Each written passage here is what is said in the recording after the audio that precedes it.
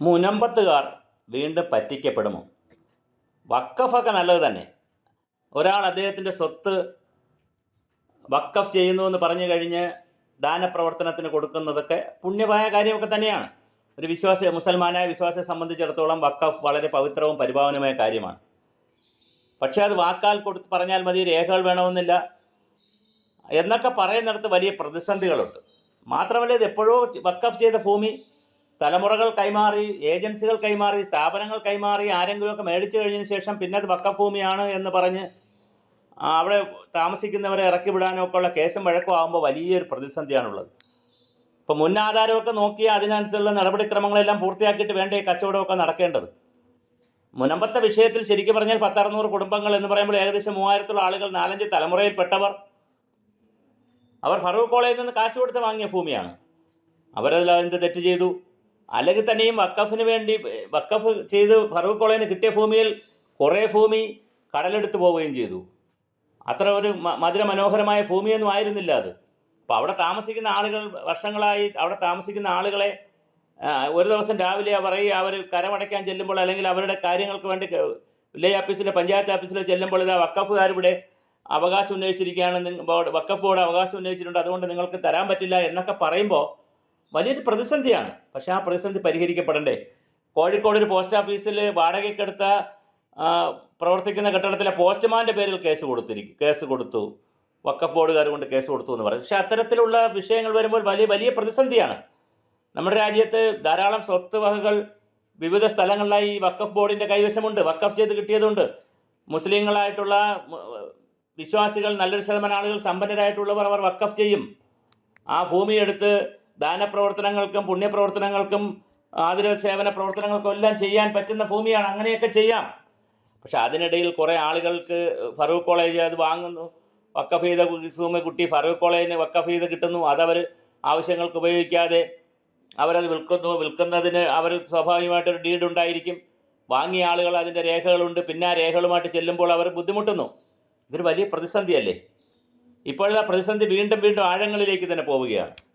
സർക്കാർ അതിനൊരു judicial commission വെച്ചു. ജുഡീഷ്യൽ കമ്മീഷനെ ഉടൻ തന്നെ അത് സിംഗിൾ ബെഞ്ച്, ഹൈക്കോടതിയുടെ സിംഗിൾ ബെഞ്ച് റദ്ദ് ചെയ്തു.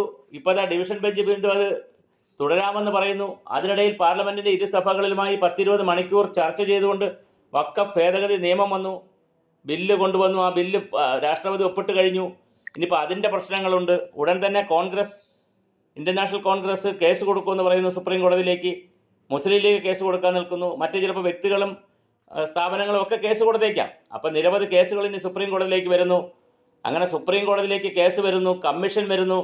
ചുരുക്കത്തിൽ 100 ദിവസമായി അവിടെ മുനമ്പം പ്രദേശത്ത് കുറേ ആളുകൾ, 100 കുടുംബത്തിലെ ആളുകൾ രാവും പകലും വെയിലും മഞ്ഞും തണുപ്പും ചൂടും മഴയും എല്ലാം ഏറ്റ് സമരത്തിലാണ്. ആരാണ് അവർക്ക് ഉത്തരം പറയുക? അവർക്ക് വീട് വെക്കാൻ കഴിയുന്നില്ല, ക്രയവിക്രയം നടത്താൻ കഴിയുന്നില്ല, കല്യാണം നടത്തി കൊടുക്കാൻ കഴിയുന്നില്ല, മക്കൾക്ക് പണയം വെക്കാൻ കഴിയുന്നില്ല, ലോൺ എടുക്കാൻ കഴിയുന്നില്ല. ആകെ ഒരു പ്രതിസന്ധിയിലല്ലേ ഒരു സമൂഹം? ഇത് നിർഭാഗ്യവശാൽ 2 മതക്കാരായിപ്പോയി. കുറേ മുസ്ലിങ്ങളിൽ നിന്നാണ് വാങ്ങിയിരിക്കുന്നത്, മറ്റ് മതക്കാരാണ് അവിടെ കൂടുതലുള്ളത്. എങ്ങനെയെങ്കിലും ഈ പ്രശ്നം പരിഹരിക്കണ്ടേ? ഒരു മേശയ്ക്ക് വരുന്ന ഈ പ്രശ്നം പരിഹരിക്കണ്ടേ? പക്ഷേ ഇപ്പോഴിതാ കോടതിയിൽ കിടക്കുന്നു. കോടതിയിൽ ഇപ്പോൾ കമ്മീഷനായി. കമ്മീഷൻ്റെ റിപ്പോർട്ട് വന്നാൽ അത് എപ്പോഴാണ് ആരാണ് നടപ്പിലാക്കുക? ഇനി റിപ്പോർട്ടിനെ തന്നെ വീണ്ടും ചോദ്യം ചെയ്യില്ല എന്നുണ്ടോ? കോടതികളിൽ വീണ്ടും ആ റിപ്പോർട്ടിനെ ചോദ്യം ചെയ്തില്ല എന്നുണ്ടോ? ആരെങ്കിലും പൈസയുള്ള ആരെങ്കിലും കൊണ്ട് ഒരു കേസ് ഫയൽ ചെയ്തിട്ടാൽ അവിടെ കിടക്കും. അതുപോലെ തന്നെ വഖഫ് ബോർഡ് നിയമത്തിൻ്റെ ഭേദഗതി കൊണ്ടുവന്നതിനെതിരെ ബില്ലിനെതിരെ കേസ് പോകുന്നുണ്ട്. അപ്പോൾ ഈ എല്ലാ കേസും കൂടി ഇങ്ങനെ പോയിട്ട് മുനമ്പത്തുകാർ വീണ്ടും മഴയത്തിറങ്ങി നിന്നാൽ മതിയോ? അവർക്കൊരു ജീവിതമില്ലേ? അവിടെ കുട്ടികൾ വളർന്നു വരുന്നില്ലേ? അവരെ മനസ്സിൽ എന്തായിരിക്കും വളർന്നു വരുന്നത്? എന്തായിരിക്കും അവരുടെ ചിന്താഗതികൾ? ഇപ്പോൾ സമരത്തിൽ നിൽക്കുന്ന കുടുംബങ്ങളിലെ കുട്ടികളിൽ ഏതെങ്കിലും തരത്തിൽ മതസ്പർദ്ധയോ ഏതെങ്കിലും തരത്തിലുള്ള വിദ്വേഷമോ ഉണ്ടായാൽ അവരെ നമുക്ക് കുറ്റം പറയാൻ കഴിയുമോ? സാഹചര്യമല്ലേ മനുഷ്യരെ കൊണ്ട് ഓരോന്ന് ചെയ്യിക്കുന്നത്. എന്തൊരു കഷ്ടമാണ് ഈ രാജ്യത്തിൻ്റെ ജനാധിപത്യ വ്യവസ്ഥയിൽ മതവും ജാതിയും കൂടിക്കലരുമ്പോൾ ഉണ്ടാകുന്നൊരു ജനാധിപത്യത്തിൻ്റെ ഒരു വല്ലാത്ത വേഷമാണ് നമ്മൾ കണ്ടുകൊണ്ടിരിക്കുന്നത്. അപ്പോൾ മുനമ്പക്കാർ വീണ്ടും പറ്റിക്കപ്പെടുകയാണോ? എന്താണ് നമുക്ക് സംഭവിച്ചുകൊണ്ടിരിക്കുന്നത്? ഇതിനെതിരെ കൃത്യമായി നടപടികൾ ഉണ്ടാകണ്ടേ? മുസ്ലിം ലീഗ് പ്രധാനപ്പെട്ടൊരു പാർട്ടിയാണ്. അവർക്ക് ഇതിനകത്തൊരു പാക്കേജ് ഉണ്ടാകണ്ടേ? അതുപോലെ തന്നെ മുസ്ലിം സംഘടനകളുണ്ട് ധാരാളം, അവർക്ക് പാക്കേജ് ഉണ്ടാവണ്ടേ? വഖഫ് ബോർഡിന് തന്നെ ഒരു പാക്കേജ് ഉണ്ടാവണ്ടേ? പഴയ കാലത്ത് വാങ്ങിയത്, പണ്ട് കാലത്ത് ഉണ്ടായിരുന്ന ഭൂമി ഇപ്പം കണ്ടെത്തി കഴിഞ്ഞാൽ, അല്ലെങ്കിൽ അവർ ഒരു കാര്യം ചെയ്യണമായിരുന്നു, ഈ ഭൂമികളെല്ലാം കണ്ടെത്തി ഒന്ന് ഗസറ്റ് വിജ്ഞാപനം അങ്ങനെ നടത്തി ഒന്ന് റെക്കോർഡ് ആയിട്ട് നിർത്തണമായിരുന്നു. അതൊന്നും ചെയ്യുന്നില്ല. ഇത് ഓരോ വിഷയങ്ങളായിട്ട് ഓരോ സ്ഥലമായിട്ട് ഇങ്ങനെ പൊക്കി പൊക്കി വരികയാണ്. അപ്പോൾ അങ്ങനെ വരുമ്പോൾ ഏത് ഭൂമി, ആരുടെ ഭൂമി, ഏത് സ്ഥാപനം ഇരിക്കുന്നു? ഇതിനിടയ്ക്കൊരു ട്രോളാണോ ശരിയാണോ എന്നറിയില്ല, പാർലമെൻറ്റ് ഇരിക്കുന്ന സ്ഥലം വക്കഫ് ചെയ്ത് പോയ ഭൂമിയാണെന്ന് പറയുന്നു. അങ്ങനെയാണെങ്കിൽ ഈ രാജ്യത്ത് ഏത് ഭൂമിയാണ് വക്കഫ് ചെയ്യാതിരിക്കുന്നത് എന്നൊരു ചോദ്യമുണ്ട്.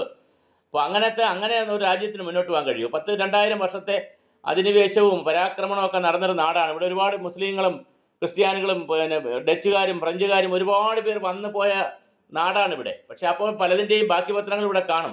അതെല്ലാം തോണ്ടിപ്പറക്കി എടുക്കുക എന്ന് പറയുന്നത് ഒരു പ്രായോഗികമായിട്ടുള്ള കാര്യമാണ്. അപ്പോൾ വഖഫ് ബോർഡുകാരും തീർച്ചയായിട്ടും മാറി ചിന്തിക്കണ്ടേ? നമ്മുടെ ഓരോ ഭൂമിയും ആരെങ്കിലും വഖഫ് ചെയ്ത് കിട്ടി എന്ന് പറഞ്ഞ് അങ്ങനെ മുന്നോട്ട് പോകാൻ പറ്റുമോ?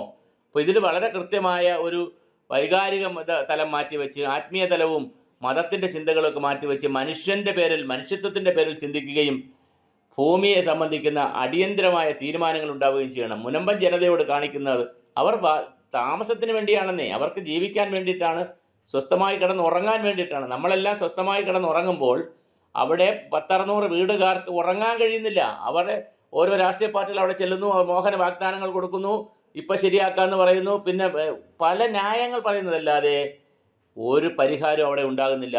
വീണ്ടും വീണ്ടും വീണ്ടും മുനമ്പങ്കാർ പറ്റിക്കപ്പെട്ടുകൊണ്ടേയിരിക്കുന്നു.